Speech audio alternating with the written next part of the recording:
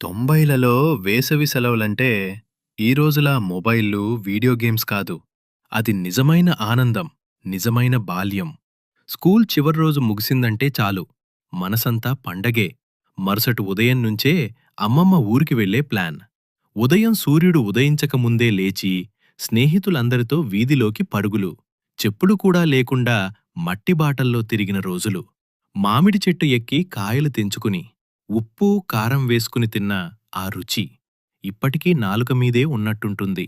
తాటి ముంజలు తింటూ చెట్టు నీడలో కూర్చోవడం, వీతకాయలు, ఇంట్లో చేసిన పిండి వంటలు, అమ్మమ్మ చేతి వంటలో ఉన్న ప్రేమ ఇప్పటి ఫాస్ట్ ఫుడ్లో ఎక్కడ దొరుకుతుంది?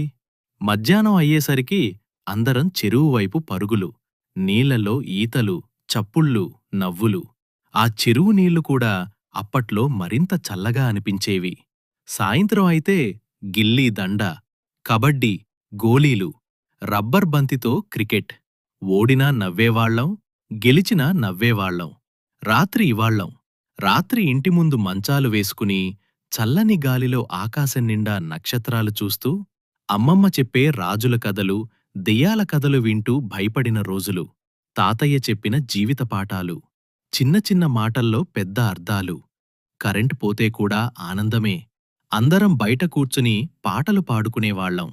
రేడియోలో వచ్చే పాత పాటలు, మన చిన్ననాటి సంగీతం.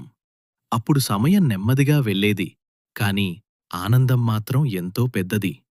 మరిన్ని ఇలాంటి వీడియోల కోసం మా ఛానల్ను వెంటనే సబ్స్క్రైబ్ చేసుకోండి.